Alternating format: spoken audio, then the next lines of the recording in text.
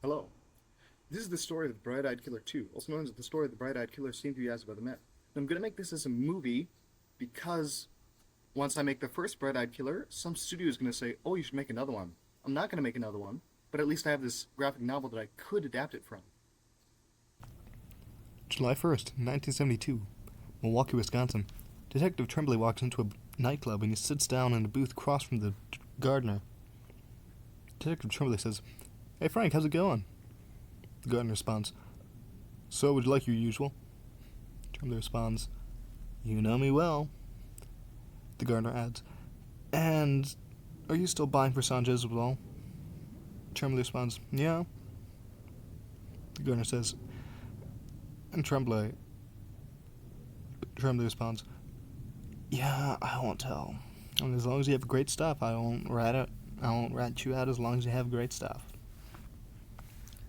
Tremblay leaves the nightclub and heads out back to the station. "Hey, Jackie, Sanchez here?" Jackie responds, "He's in his cubicle." Tremblay responds, "Thanks, sweetheart." And Jackie responds, "You charmer." Tremblay heads over to Sanchez. "Hey, Sanchez, let's get out of here. I got your stuff." Sanchez says, "Tremblay, I don't get how you keep on getting away with this. They just keep letting you get away with this. I don't know why."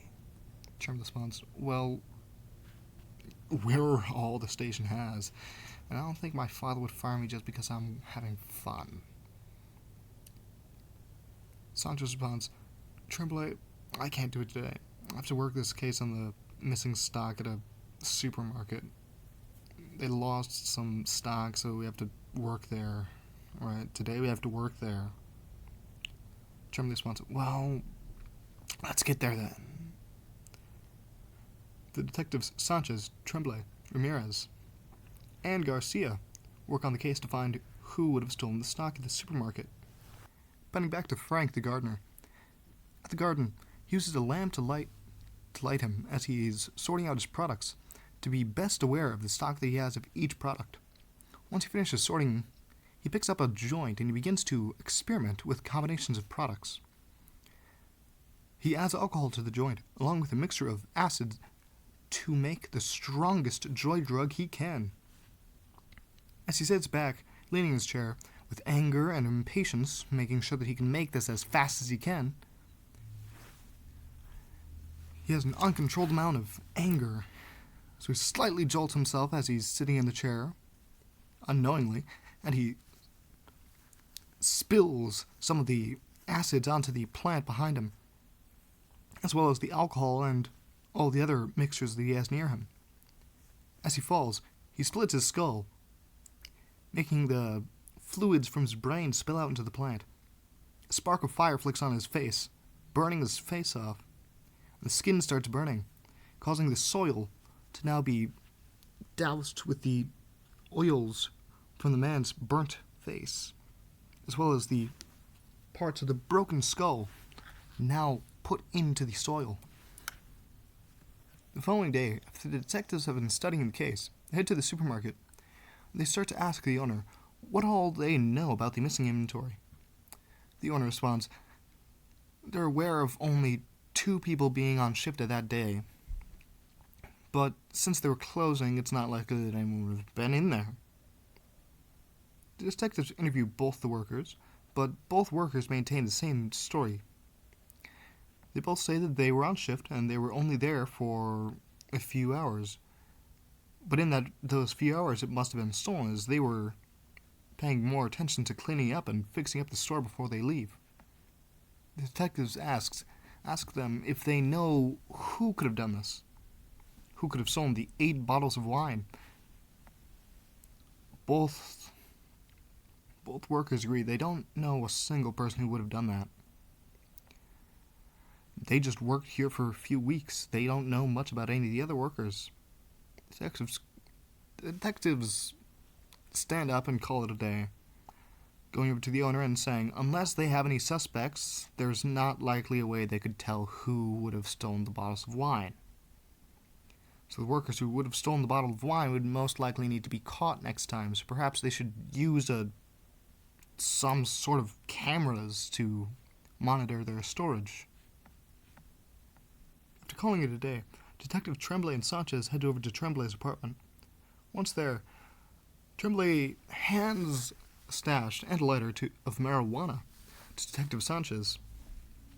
Tremblay sits down and he starts to make lines on the coffee table, asking if Sanchez wants some. Sanchez says no, he'd rather stick to his marijuana since it takes the edge off as it is, and he'd rather not use cocaine. Tremblay scoffs and says, "You're missing out. I mean, it's some strong stuff here. You're really missing out." Tremblay then begins to ask, "So Sanchez, what's up with your brother, Detective Ramirez?" Sanchez says, "Well, he's my brother. He hasn't gotten much sun, though, because he's been diagnosed with depression. He's been spending most of his days just sticking in bars and not getting much sun." Sanchez then asks, "So then, what's up with you and your father?" Tremblay responds, "My father, he's dealt with death, but he doesn't really handle it as well, because my mother has been dead for about a year now, but he keeps getting more and more distant, so I might just be the only person to keep him from committing to a ward. Yeah, but he's been drinking too. I mean, more than usual." Sanchez asks, "Tremblay, so why didn't you take his father's last name?" Tremblay responds, "The same reason why Ramirez uses his mother's name. I don't use my father's last name, the same reason why your brother doesn't use the same last name you have, because it makes us seem like individuals." The following day, the detectives are sent on an assignment at a nightclub where a nightclub owner was robbed. Tremblay leads the way as they enter, and he says, "Now this is my kind of club." Garcia quickly says, "You hippies. In the war we would have had better clubs than this, better entertainment." Ramirez quickly says, "Cut it out. We're only here to solve our case. We're not here to dance." The detectives then head over to the owner to see if the owner can tell them anything about the perpetrator, the one who robbed the establishment. The owner says that the robber wore a yellow corduroy sports jacket, as well as had a slicked back haircut and a mutton chop beard. The detectives ask if there's any more facial details or anything more about the robber that they can find out. The owner says there's nothing more that stood out to him, and he cannot define anything more about him. The detectives then agree to just sit down and wait to see if anyone entering this club will fit the description. As they sit down, Ramirez orders a glass of whiskey. Tremblay says, "Aren't you not supposed to drink on the job?" Ramirez quickly responds, "Aren't you supposed to report any drug dealers?" Ramirez's drink arrives at the table, and Ramirez pulls out a pill. Tremblay says, "You shouldn't take medication with your whiskey." Ramirez looks back at him blankly. Garcia starts to light a cigarette, but he then gets escorted outside, so as he cannot scare off the customers. Garcia stands out of the club, finishing his cigarette, looking around to see if any of the partygoers entering will fit the description. Inside, Ramirez heads to the restroom to splash his face with water. Tremblay asks Sanchez if he likes checking out the babes on the dance floor. Sanchez reminds him that he is a child. And then Sanchez rolls a marijuana cigarette. Tremblay heads to the dance floor, and Sanchez heads outside to smoke. Garcia looks over at Sanchez, and he tells him, "You hippie." Sanchez says, "Yeah, well, it's not like you didn't do this in the war, right? War?" Garcia looks at him before taking out a small chuckle, and nods with appreciation of the comeback. A loud noise sounds inside of the nightclub. A crowd around start to head to the floor. The detectives enter inside again to see that there are robbers, 2 of them. They're now pointing them at a standoff. Tremblay then stands up and puts his gun pointed at one of the robbers, telling them they are now outnumbered. The detectives tell the robbers that they can stand down, yet one shoots Sanchez in the leg, causing him to drop his gun. The robbers then say, "We're at an equal standoff now." The robber points their gun at the detectives and tell them, "You need to back off."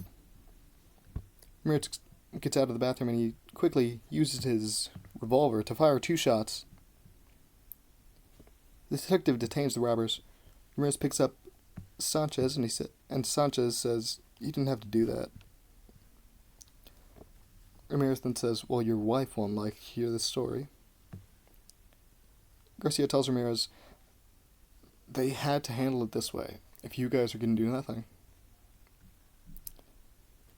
Tremblay says, "You didn't have to shoot their hands." Ramirez responds, "If they shoot our men, we shoot theirs. It's only fair."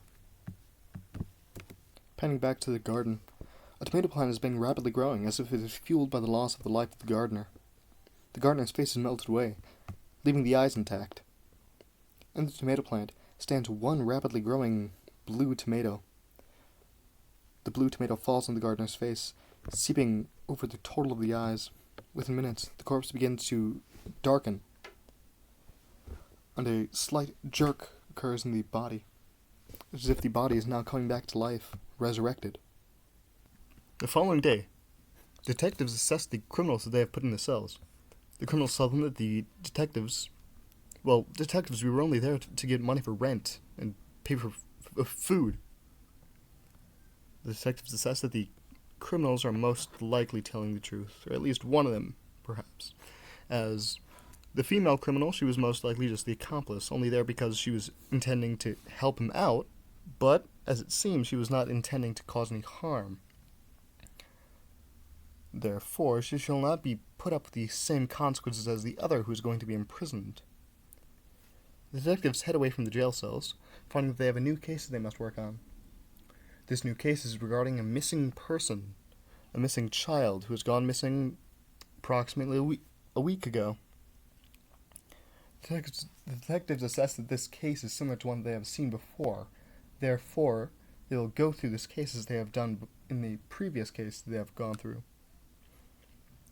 The detectives head down to the docks, finding that that is where they find a child, a kid in his teens, using hallucinogenics. They find the kid hiding in his van, and they tell him, "Kid, you shouldn't run away, especially from your family. And for the use of hallucinogenics, it's always going to lead for you to be suspended in a jail cell." They escort the kid back to the station, and they call his parents. For the rest of the day, the detectives report as much as they can about their week, as much as they can about the cases they have completed, to their police chief Piggins. Detective Tremblay tells his father to calm down on the scotch as he's drinking whilst listening to him. Evening of the next day, Detective Tremblay asks the receptionist if she has any updates on the situation with Detective Sanchez and his wife. She says no, but they did get an update about the supermarket, saying that they installed the cameras, and they think they might have an idea of who stole the wine, but they'll wait for the perpetrator to rob again. Tremblay then says, "Thanks, Jackie. Oh, I should tell you though, purple suits you better than it does Ramirez." Jackie responds, "Oh, you charmer." Tremblay heads over to Sanchez and tries to tell him, "It's fine. People don't always like what could happen on the job. You just need to talk to her. She'll come around eventually." Sanchez responds, "I'm out of marijuana. I can't relax enough. I can't try to reason with her. But right now I got nowhere to stay. She probably won't let me back into the house. And can I stay with you? Stay at your place?" Tremblay responds, "Sure thing. As long as you can pay the bills, though. You can stay for as long as you want. As long as you need." Tremblay says, "But it doesn't look like we have much to do today. Let's just call it a day. I'll drop off at your place and I'll get more marijuana. More marijuana for you to buy, but you're still gonna pay. They head over to Tremblay's apartment, and Sanchez asks where he's gonna get the marijuana. Tremblay says, Frank. Sanchez asks, you're going to the nightclub, right? Tremblay says, no. Sanchez then asks, so where are you going to meet Frank? Tremblay responds, well, I wouldn't be good at secrets if I was telling you. I'm not going to tell you. I mean, I can't afford to lose my dealer. Sanchez then says, okay, bye. Tremblay heads to the garden and uses his keys to enter the door. He heads to the sorted bags that he can find. These are sorted bags of marijuana, and behind him speaks a shadow-like figure. You're broken, and you need to die. I see. I'm supposed to kill you. Your fear grows with my eyes. My body takes a full adjustment to your side. But I need your skin and your clothes. This body is corrupt with emotions. Look into my eyes, let me see your soul. You are not worthy. Your brain fears your emotions, and I can control. You are the last to die here. I will be known as the bright-eyed killer once I commit 3 more murders. Your death, however, shall remain unsolved. You fear me, and you are broken. I shall kill you. You must not live. I must take your eyes to purify them. He grabs a tablespoon, and he grabs a needle left on the table. The bright-eyed killer uses them to take out Detective Tremblay's eyes, poking the iris, allowing the corruption to seep out as his eyes dangle. 1 week later, Detective Tremblay is reported missing, and there are no leads or whereabouts to say that he is alive. 2 weeks after Tremblay is reported missing, Sanchez, his wife, is now gone. She's left with her family, along with her kids, to go to Mexico, as that's where her family originates from. This week, 5 weeks after the reporting of Detective Tremblay as missing, he is now officially reported as dead, as there are no whereabouts to claim that he is still alive, or that he is anywhere to be seen. Today in the state prison, the robber from the nightclub keeps in touch with his spouse, who tagged along with the robbery, but she's no longer in jail. Now that she is no longer in jail, she can give him messages. A message from the woman reaches the man. Henry, I've been released, and I'm now not allowed to visit you because they told me they wouldn't let you because you're in solitary. I know that you're in solitary confinement, but that's fine. I just want to visit you. Henry finishes reading the note, and then he gets a time to sit back. Now sitting back, he thinks. He misses his spouse.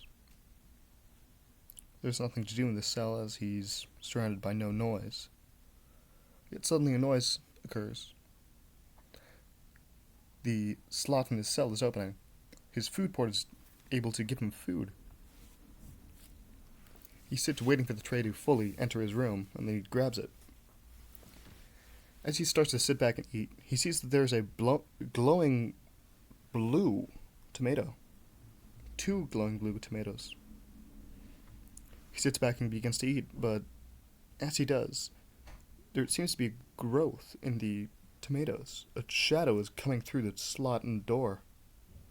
This shadow is rising up and becoming the shape of a human.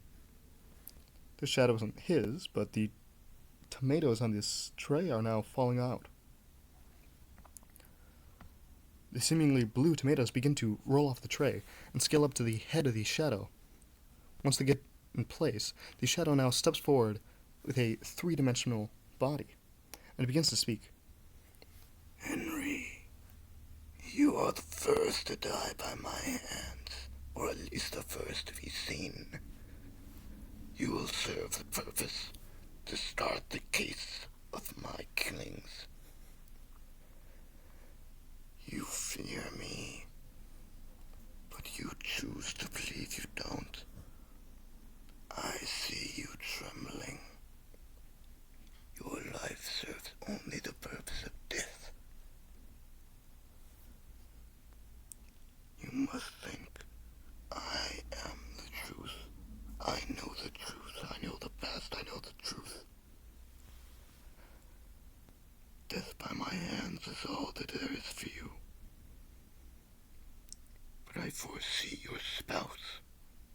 She will have a similar fate. But, along with 3 others, your death serves some purpose. Seems your death may place holder for my acknowledgement. They will acknowledge me and know me as a killer because of your death. The killer stands up and grabs a spoon. This spoon that he attaches with the pick, now removing it from his pocket, holding it out.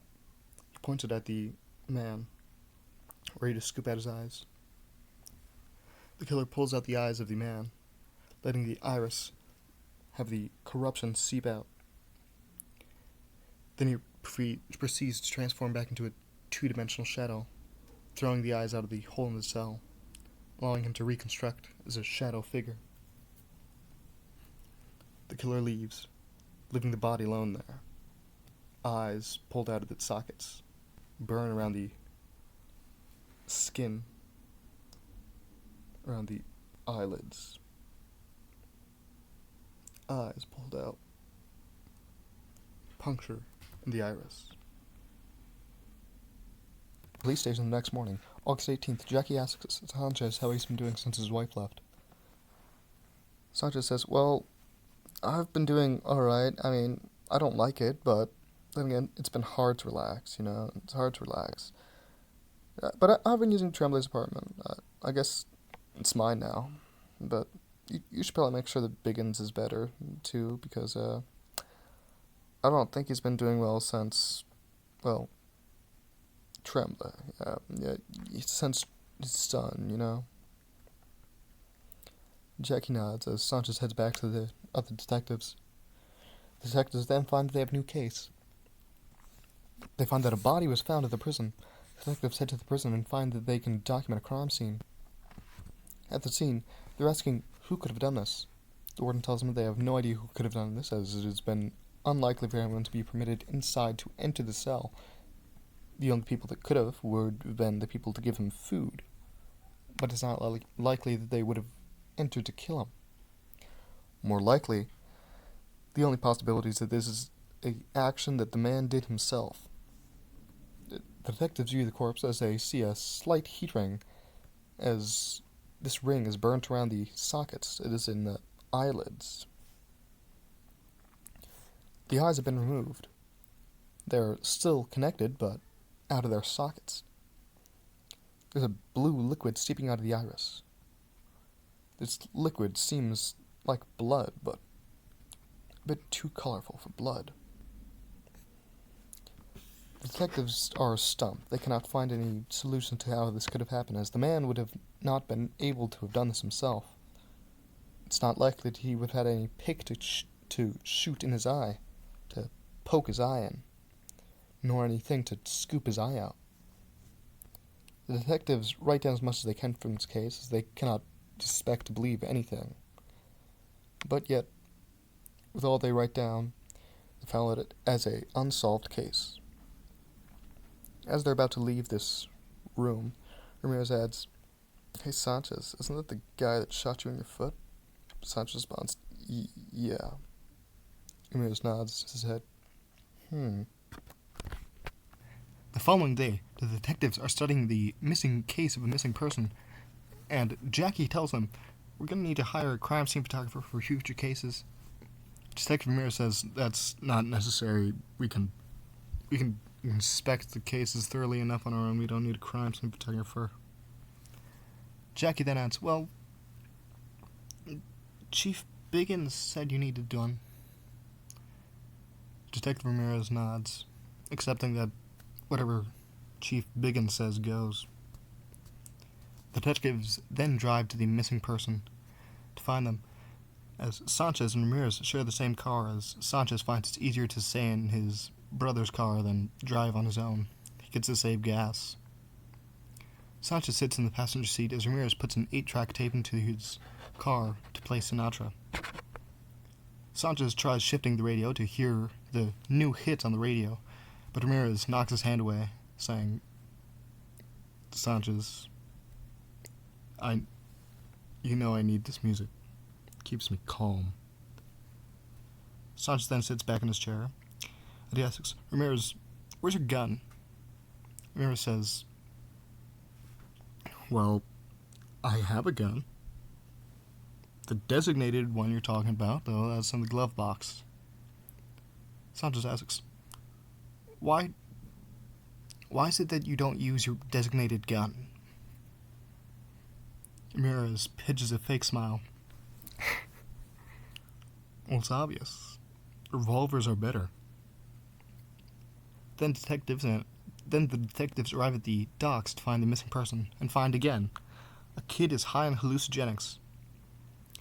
And they put the kid back into the jail cell, as this is another kid that they get to put in the jail cell and tell them, "You are going to be arrested for the use of hallucinogenics, and we will call your parents to pick you up in the morning." Detectives then bring the kid back to the station, and they go through the usual routine, as these cases, they need to lock them in there until their parents arrive, or until their parents bail them out. The following week, the photographer arrives at the station and begins to go through his training. Detective Garcia asks Jackie, "So what's with the kid?" Jackie responds, "Well, he's in his 20s, he comes from Canada, and, well, that's about all we know about him." "Don't tell me you're not going to work with him just because you're an old man." Garcia looks at her and says, "Hey, I'm still running strong. This isn't the line of work for him. It's dangerous. He should be doing better stuff." Jackie quickly says, "And the war wasn't dangerous? I mean, you were his same age." Garcia chuckles. Then he walks away. The detectives check through their cases and find that they can only find one case. The only case they have due is a missing bike. The detectives check the file and find that a 8-year-old kid has lost their bike. And as they head to the house, they find the kid has made a sketch of the robber. The detectives compliment the picture for being good for an 8-year-old, but they need more information.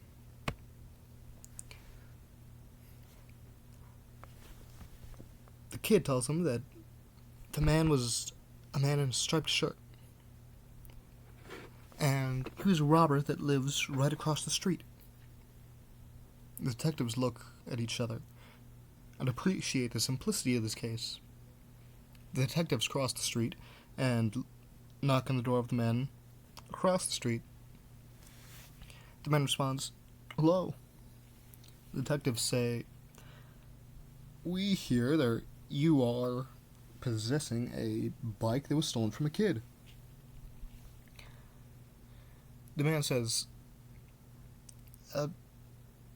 "Probably. I mean, my bad. I mistaked it. I am mistaken. I probably grabbed it because I thought it was my own child's." Detectives take the bike away from the man, and they give it back to the kid before calling it a day.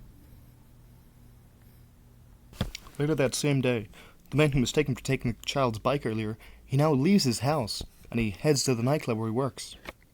At the nightclub, the man starts running the business until all the people leave.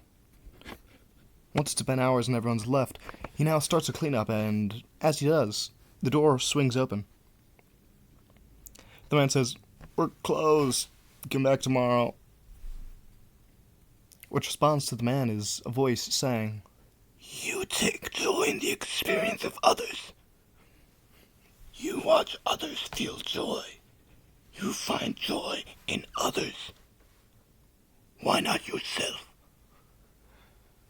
Oh, but you think you're a good father, aren't you? Where's your son? You're a bad father. You left your child alone at home. You have no wife. You're divorced. Where is he? Your son is alone in the house. You're a bad man. You're no good father. The man looks around to see that the thing that he's looking at is a killer. The killer that killed a few other people. The killer with the bright eyes beating at him. The killer says, You don't have a worthy mind. You're broken. You won't accept it, but you are. You're a broken man. I see your fear. You fear your own actions. You don't accept your truth of distress. The killer removes the man's eyes, and he lets the corruption seep out of the retinas. The next day, the detectives are given a case of a man who was killed at the nightclub. As Sanchez enters, he says, "This place brings back memories." Ramirez quickly says, "What is this, where you used to get your weed?" Sanchez says, Ramirez says, "Well, I'll take that as a yes." The detectives start to inspect the scene and find that it's the man from the previous case from yesterday. This man stole a bike from a kid yesterday, but he mistaken it for the one of his own kid. Not much more do they know about this man personally, but as they can see, this man died in a similar manner to the man at the prison. This man is dead. His eyes are seeping with blue liquid coming out of the retinas. The eyelids are burnt, and the eyes are out of their sockets. Garcia asks, "Where's the photographer when you need him?" I mean, he should be here now, but hopefully he'll come soon. Garcia then stops at a diner to get the food for the detectives so they can solve the case better on a full stomach. As Garcia returns with food, the photographer walks in, and Garcia says, "Finally, it took you long enough. You know, your generation doesn't know a thing about working. What working means is you have to be there on time and work on time." The photographer says, "I'm sorry, I was finishing the last of my training. I couldn't do that sooner. The name's Bill." Sanchez says, "Well, Billy, you're going to have to take some photos real soon if you're going to do this fast enough, because your job is to take photos. All you have to do is photos, and we can't stay here all day, alright? This place won't be shut down all day." Bill starts taking photos of the scene to get as much information as he can. The detectives tell him, "This scene is like the last homicide they have. It is unsolvable, unless they get leads, because there's not much they can say about the killer. The killer takes out the eyes and stabs the retinas. No much more can be said." Before they leave, Billy asks if he could get a photo of all of them together, as it's his first day actually working at this new profession, and he wants to remember what it's like at the first day. The detectives stand for the photo, and Garcia says, "You know, I would say I don't care about having a photo, because I don't, but it's your first day, and these do get more and more intense the longer you go, so I think that it's best that you do take this photo. I mean, we did have a man disappear a while ago. A great man we knew. Well, anyways, just take your photo, hurry up." 2 weeks later, a dealer is giving kids hallucinogenics by the docks. She gives the kid the hallucinogenics, and she tells the kid he needs to stay away from her van because they can't have any connection. If she gets caught, she'll face prison time. If he gets caught, he'll face jail time. She gives the kid his drugs to hallucinate, and She runs back to her van and leaves the kid. As she heads back to her van, leaving the kid with their hallucinogenics, her van is now heavier than usual, as her van is now tipping slightly to the back. She looks back to see a shadow figure with glowing eyes, and it tells her, You escape to your realm. You find when these plants are eaten, you are saved. You will not be saved. You may hallucinate, but you are not saved. The killer looks at her and assesses her soul. You are not worthy in the slightest. The use of hallucinogenics leads you to merely escaping from your true broken self. You must lose your corruption and your brokenness. The killer then grabs a stack of hallucinogenic mushrooms and stuffs it in her mouth, feeding her the hallucinogen as he begins to remove her eyes. He then lets the corruption seep out of her iris. The next day, the detectives are given the case of a missing person. Again, a child is missing by the docks, or so they believe. Therefore, the detectives head down to the docks to find if there is a kid there using hallucinogenics in their own van. As they get down to the docks, they see there is a kid using hallucinogenics in their van, and they find the missing child. Therefore, they bring the kid back to the station, but as they begin to head back, Ramirez sees that there's a van. This van is nearby, and towards it, he starts walking towards it. He knocks on the van door before he opens it up and sees a dead body.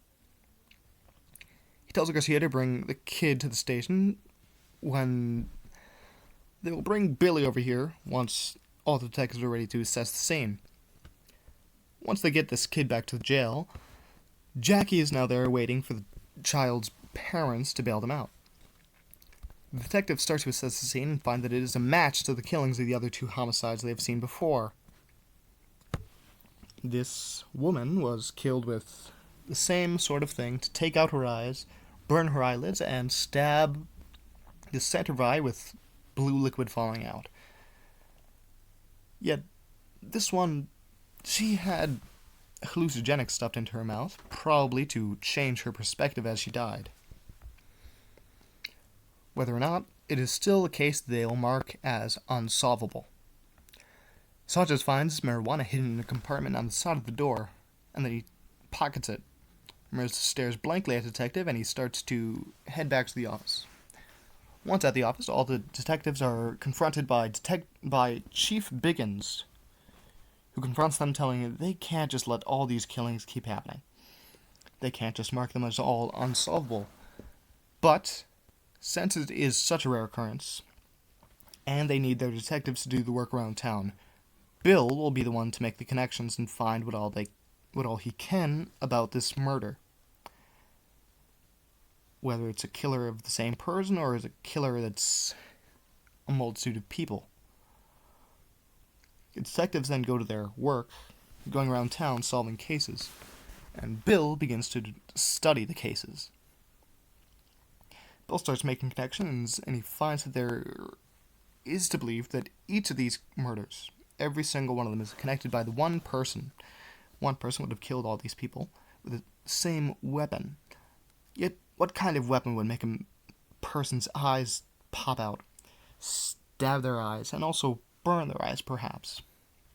By the next week, on September 21st, he completes most of the investigation that he could, but Chief Biggins tells the detectives that they are now on the case of the bright-eyed killer, as it is the top priority. Bill explains all the deceased had the commonality of being unwell to an extent. All of them may have been going through therapy, but they all had some sort of thing wrong with them. Bill then explains the weapon of which the killer used is reminiscent of a spoon mixed with a ice pick, as well as he has eyes that burns their eyelids, or something similar to the level of their eyes. The detectives then start working further on the case to find that there is nothing more they can find on the case. Not much more can be told about the cases, as they did not have much photos for the first murder. That same night, at this storage closet of a supermarket, A worker is stocking shelves before pocketing a bottle of wine. As he pockets a bottle of wine, he hears a voice coming from behind him. He looks behind him and he sees a tall figure. This tall figure is telling him, You escape your depression. You have no need for its use. That's a depressant. Why do you use it? It is used to relieve you. But you're not well. You are broken. You see what you fear. You're not worthy. Why don't you hang yourself? the killer stuffs a bottle of wine down the man's throat. He's now chugging a bottle of wine, unable to breathe anything but the liquid of the wine, as he begins to hang himself. The bright-eyed killer then assesses the man's soul, saying that this man is not worthy. He then removes the man's eyes, and lets the corruption seep out. The killer then grabs his hand through the man's chest, and uses the blood to write words on the wall, saying, "Not worthy." The following day, Billy heads to the supermarket before the detectives can, and since he has the minute advantage, he starts to take down as much as he can to describe from this scene. He checks around, asking the owner if they have any cameras or anything that they can use to identify much about what happened here. Also, if there's any description they have of the worker who is killed. The owner tells him we should have the murder on camera for the storage room. It's a new camera. We got it just a month ago or so. The worker, though, I can say, we believe he was the one who stole our wine before. We had 8 bottles of wine gone missing a while back, so probably him who did it. Billy notes that down. Then as he keeps writing things down, the detectives then enter the supermarket, and they begin to try and piece together the crime scene with Billy. Billy tries to explain all he knows about this case as he had the minute advantage, and then Bill tries asking what all they can learn about this killing style. Perhaps they can learn more about the victims that were killed. To better know this killer. Perhaps to stop this killer. Ramirez says, well, Billy, the first 2 of the victims weren't anything. Each of them had someone who could tell us more about them, but we don't know hardly much about them. The first victim had a spouse. We know that for sure because we arrested him with his spouse. But after they robbed the nightclub, we can't say much. We can't remember much. We know he probably had a bad life. I mean, he did shoot my brother, but who knows? The second victim, on the other hand, we know that he has a kid. The kid's in the orphanage now, but we could find the orphanage and talk to the kid, but don't know if the kid would allow us to. Bill points out that they know now that the killer is such as being a shadow-like figure. Under these cameras, they can see that it's a shadow-like figure with bright eyes, and he uses a weapon similar to the one of which they expected him to. Garcia says, I'm gonna head out. I'm going to the diner. I'm gonna eat you some food. Billy, want to tag along? Billy tags along with Detective Garcia. At the diner, Bill and Garcia get a cup of coffee. Then Garcia pulls out a cigarette, and he asks Bill, you smoke? Bill says, no. Garcia starts saying, okay, well, I'll tell you something, Bill. If you think we're hard on you, it's just because, well, we all got something we're dealing with. We lost a detective a while back, and you joined a bit after, but the detective we lost was a great person. In a sense. Not really a great person, but he was a good enough guy. Ramirez doesn't seem to agree as much as we do, but he's trying. I mean, he's trying not to ruin our moods, or his mood too. He's just trying to stay calm. Something up with him, but I heard he has depression, but never mind. Bill asks, are Ramirez and Sanchez brothers? Garcia says, yeah. Well, it's probably obvious by now, but yeah. They're just two vastly different people. One's depressed, the other one's probably smoking weed. Oh, and Billy, when you introduce yourself to us, and when you introduce yourself to people, you should always use your last name, alright? If you use your first name, that's sort of gonna make you sound like a kid. So if you use your last name, it sounds more like an adult. You gotta sound older. 'Cause you're a kid in our eyes. Okay, Bill? You're 20-something. So we call you Billy. Bill responds, alright.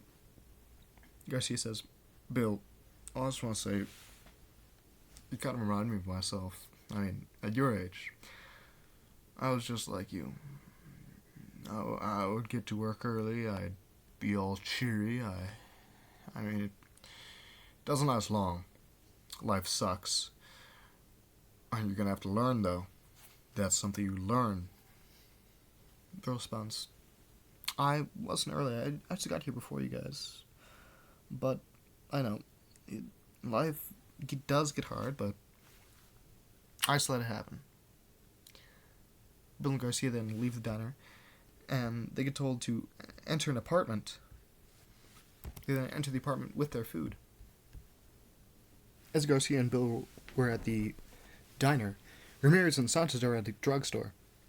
Across from the street, in an apartment building, is a woman. This woman was reading a paper, and she was crying. She heard a door open. As she heard the door open, what entered was the killer. The killer walked past the medicine bottles and the alcohol bottles scattered around the floor, heading to the woman. He took out his weapon. He told her, You're broken. This isn't the way to accept failure. But your death is today. And it is finally here. I can't sympathize with what you are going to do.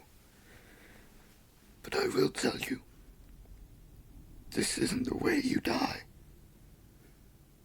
The killer looks into her eyes, and he sees the corruption, her loss, her despair,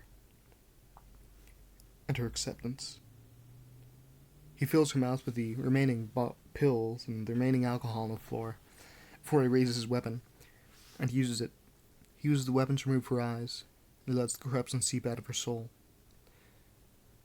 Once he leaves, a passerby sees the body and screams. Ramirez and Sanchez rush to the building that they heard screaming from across the street. As they do, they find a body. They wait for Billy and Garcia to arrive as they assess what they can of the scene. Once Bill and Garcia arrive, Ramirez tells them, Bill, this was the spouse of the victim. The first victim, this was their spouse. How it seems is that she didn't handle it well. They seized the bottles of medicine and alcohol on the floor, as well as the cuts on her arms, and agree she was definitely killed by the bright-eyed killer. She would have been the perfect victim. They can't make any more investigations upon the first victim, but what they can do is they can assess that most likely the first victim did not steal specifically for money. More likely, he used the money to pay for his addiction. Bill says, the placement of where the victims were, these victims seem to be making the shape of a heptagon, almost. They're only missing 2 more bodies. Sanchez says, not likely, kid. We'll get people dead across the map, It's not a shape. People don't make shapes with bodies. It seems like he knows what he's doing, though, so if he's doing a heptagon, that's all up to him. I don't know. Detectives call it a day, and they start to head back, as they've already seen 2 bodies in the same day. That night, Sanchez returns to his apartment, and he starts to light up a joint. As he does, he notices he had left the door open. A knock on the door hits. He opens it more and sees that there's the killer. Sanchez jumps back and drops his joint, falling over in fear. The killer catches the joint in his hand before it could hit the floor. The killer then says, This is Tremblay's apartment. Oh, but you're alone now, aren't you? You fear me because you have nowhere else to hide. I know everything about you. Sanchez. Sanchez then shoots 3 shots. Every bullet misses the killer. They seem to have phased through him. Noticing they fly right through him, the killer lifts the joint, and he puts it up in his hand, pointing at Sanchez, and he says, This is your reliever of stress. It keeps you at ease, but this is also the reason why your life left you. Your wife left because of this. You relied too heavily on this.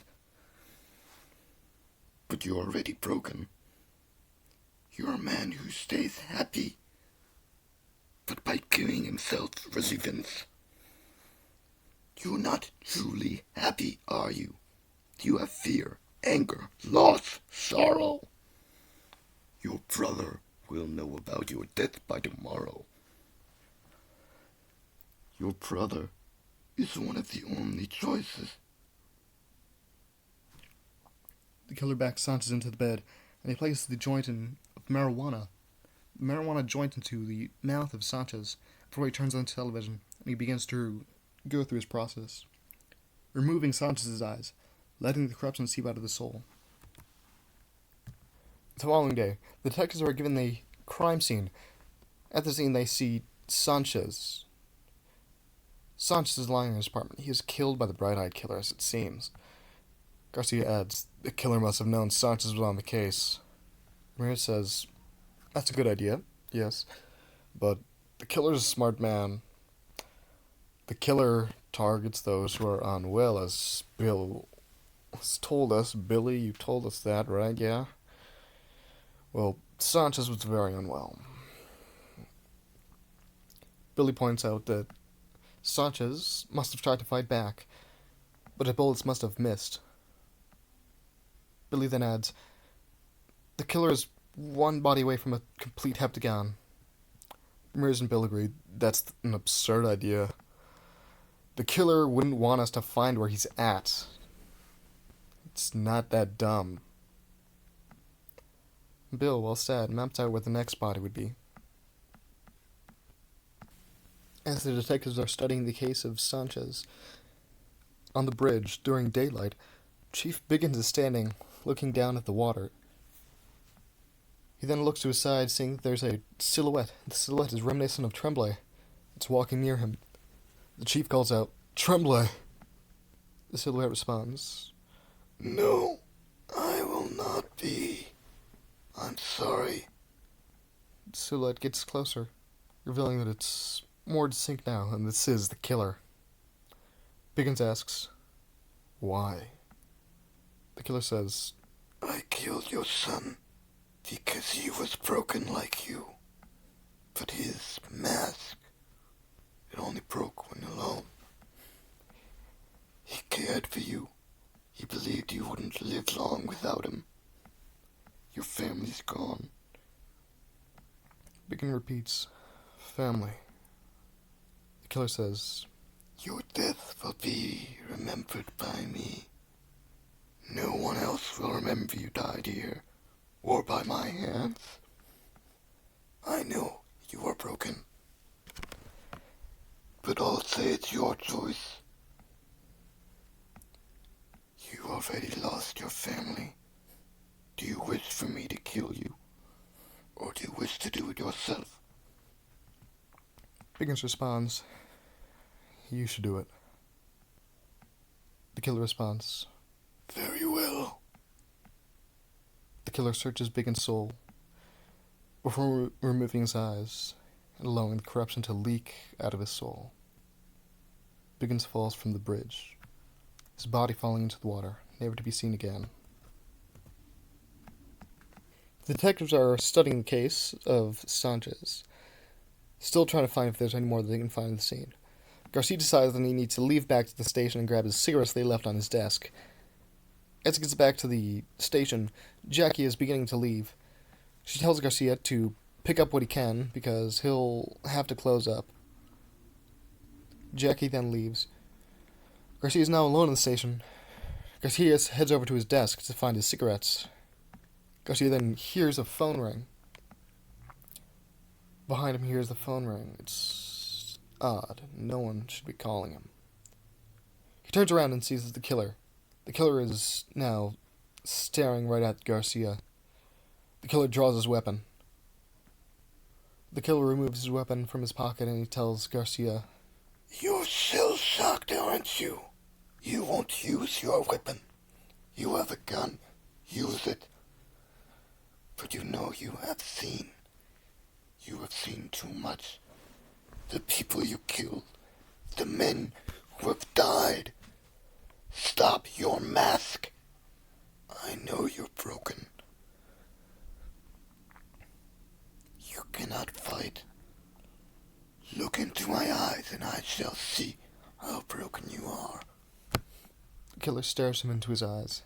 And he looks for Garcia's truth. You're a broken man, rotten by time. Your cigarettes remind you of the simpler time. You use those to remind you of your past, but what are you truly feeling? Good, you know. You know why I'm here. Your mask of joy is broken. You can finally fear. The killer places his hand right onto Garcia. He then picks up the rest of the stack of cigarettes, putting it into Garcia's mouth. He then lights them all, before he begins to go through his process, removing Garcia's eyes, allowing the corruption to seep out of his soul. The killer then drops Garcia's body and leaves. Bill and Ramirez arrive at the scene, finding that they were too late. Ramirez says, "We were too late. We couldn't have saved him if we tried. He must have not seen our call, or the killer must have cut the cord. Whether or not he couldn't answer us. All right, Billy. You're thinking that you're right about your theory. Tell me, where would the last person be? Where is it all leading to?"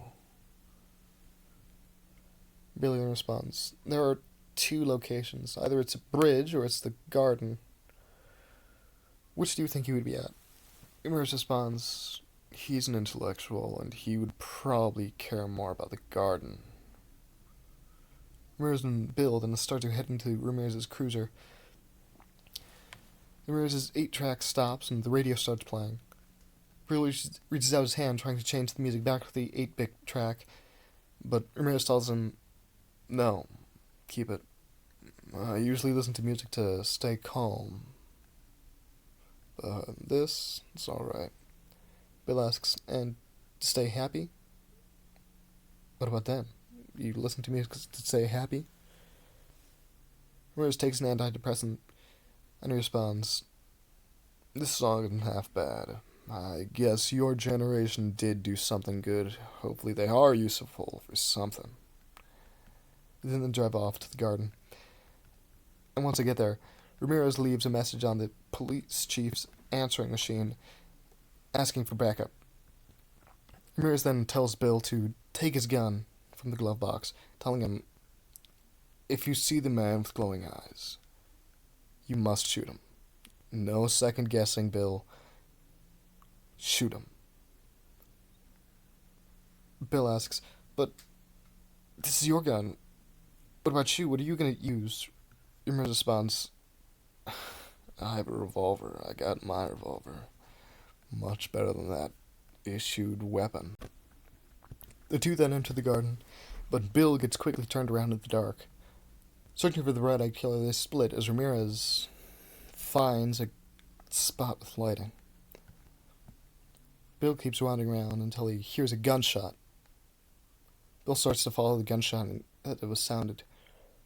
Ramirez sees the killer and he notices that bullets fly right through him. Ramirez says, "You're under arrest for the murder of 5 citizens as well as 2 detectives."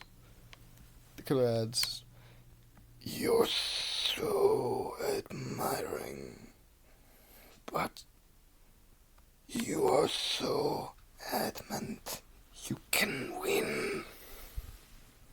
You have lost the fear. You aren't angered nor seeing me. Do you feel bothered? Why is your lack of emotion present? Your friends, your citizens, and your chief. Oh, wait, you didn't know about those murders? You weren't aware of the 3 more that died in the necessity of my life. I killed Tremblay and Pickens. The family is no longer existent. Their bloodline is gone. You must as well die, though, shouldn't you? A warrior's death is what you need, correct? Ramirez jumps through the window, avoiding the killer's attack. The killer then phases his legs through the opening at the wall. The killer then responds, Good. You're fighting with no vengeance. No fear. No vengeance. No anger. No sadness. No excitement. You're not excited. Your fight is not led by emotion. You are broken. You are a worthy specimen.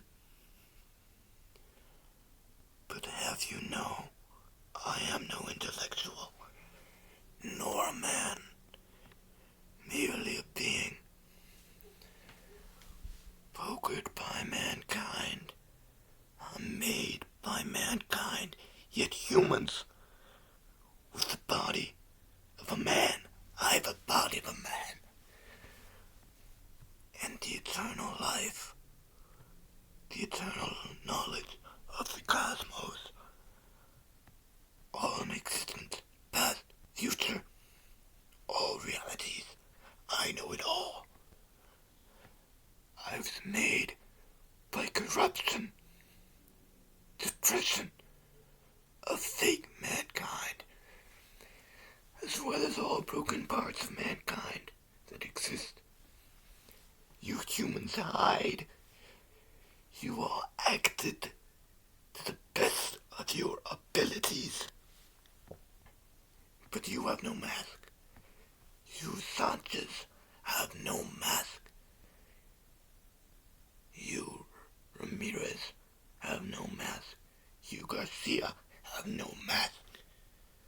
All you detectives, you mask yourself in some way. But you truly have no mask. You are purely a man who is broken and does not hide. You do not hide your true self, nor do you end your suffering like that woman. You allow suffering to envelop. It envelops you. But no, you do nothing to fight it. My murders are a reflection on you, humans. You all suffer, but you are led by such ideas of depression. I reap your souls. I save your souls. You are saved from damnation by allowing your corruption, allowing it to leave. You are the perfect man, not because mankind is broken, but because you can resist tragedy and corruption use on you humans. But you, truly, you are the one, the only one I could find. Or at least, this quickly, that is. The killer removes Ramirez's eyes as he judges his soul. The killer notices that he knows all. Ramirez is the best that he could use so far. The only person he could find in time, and the best choice he could find. He removes Ramirez's eyes, ripping them out of the sockets, ripping them out of the skull, as he cuts Ramirez's eyelids off with the pick of his weapon. He then places his own eyes into the skull of Ramirez. Ramirez now sees with the killer's eyes. He can see the unseen beauty of the world. When he once used to see only black and white, as all people did, he now sees the color, all the color in the world. Ramirez now one with the killer. He allows the color to shoot out of his eyes, now making all of time see this color and the beauty in life that he sees now. Ramirez then starts walking closer to the trees, watching the horizon as the sun rises. Ramirez cries red. As he watches the sunrise, he is faced with the complete knowledge of all existence. The killer now speaks through his eyes. Thank you. You too. The story is nearly complete. Yes, I am talking to you, you listener. And Ramirez, your brain was necessary for an explanation. I once knew all. I knew it all. But without a complete explanation. But the free will of mankind, and how worthy your soul is, it gave me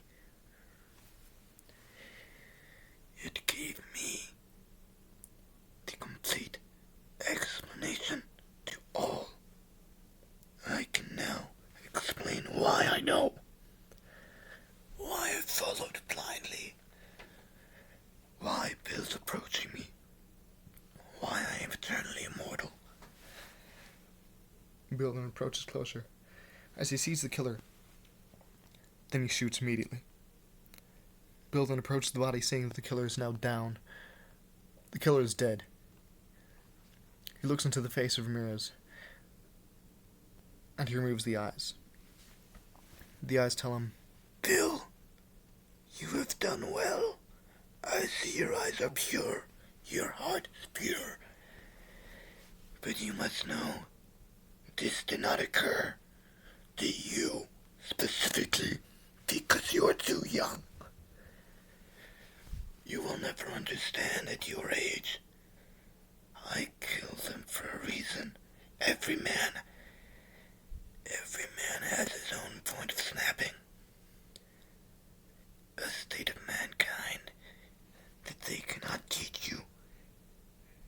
They had a snapping point. They passed it. They felt it. You haven't yet. You're too young. It is too soon for you to know the pain. But we will meet again. Twice more. In the future. Billy kneels down for a second, admiring the world now in color. Only he is the one that will remember that there was no color before. The eyes of the killer fall out of the sockets, now going over to the leg of Bill. These eyes are now complete with the understanding and knowledge of all humans, all existence, anything to exist. But these eyes are absent of a body. Billy removes Ramirez's hat and places it on Ramirez's face. Then Bill grabs the eyes that he sees on the floor, or on the ground, concealing them into his pocket before he exits the garden. As he exits the garden, he is immediately detained by agents telling him, United States Central Intelligence Agency, you're being interrogated for the knowledge of a supernatural being. You'll need to take all you have on file and destroy it. But that is once we have studied it. As well as study the creature. Now, you're gonna have to tell us the creature, though. They bring Bill into one of the cruisers, and Bill begins to empty out his pocket before he can enter the cruiser, allowing the eyes to fall into his storm drain. The killer now reconstructs himself as a phantom. A simple, ghost-like figure. He has complete knowledge and complete abilities that he had before, but he's unable to have a human body. He's simply a shadow, with floating eyes. The killer looks back up at Billy through the storm drain and nods at him, thanking him for what he did. Once Billy enters the cruiser, a man tells him, there are primarily just 6 immortal creatures that have been seen, and we've detained them all. But many more exist. We have been told by an immortal who calls himself the Wanderer that there exists an immortal with complete knowledge of all. By that we mean a man who knows everything in all existence. Past, future, present, all realities, anything. He knows everything. The Wanderer, on the other hand, is not a trustworthy person because we can't have him keep our secrets forever. We know that he does know anything. He could give us the information for any point in time, but we're not so sure if he's truthful on this. Now, we're going to need everything you know about this man, this phantom that you saw. Where is the beginning from what your story goes? Bill says, I let him go. The man responds, Bill, I'm going to let you pick one of 2 options. It's a bit late right now, so you either work for us on supernatural cases with the CIA, or we bag you up and send you back to Canada as a dead body. Now, which one would you rather choose? Billy chooses, I'll join the CIA. But I don't know why you would have wanted the killer. What would you have done with a man that knows all? 50 or so years later, in the rubble of a burnt-down house, the bright-eyed killer has now reemerged. But there's also a man. This man is a killer. He is yelling out, no, it wasn't supposed to happen like this. I was supposed to die in the fire. It was the perfect ending. A shadow. The shadow is now emerging with its glowing eyes. The shadow says, Cruz Albino Jr., son of Cruz Albino, and grandson to Detective Andres Sanchez. I have no idea why you brought Bill here. I am only happy that his body was worthy from my eyes. On the other hand, with gratitude to your family and to you accepting your fate, the lives you killed today, the bad you have done, all I will do is save you as you are broken, but you led to corruption and despair with that act. the bright-eyed killer raises his weapon and uses the pick, not to remove the eyes of this man, but to slit the throat of the pumpkin-skulled killer, allowing Cruz Albino Jr. to get the ending he desired for his movie. Alright, and we're back, so I hope you like that story. It's not the best story that I can make, but it's a good one because it's based on a graphic novel. That's why it's long. Then again, that movie is going to be the last one I would make, though I don't see how I would make it if I'm dead by the time that I make it. Now, have a good rest of your day. Free ad goes to the song Where's My Hug At? Featuring Young Gatita. Since the number ends, let the show begin.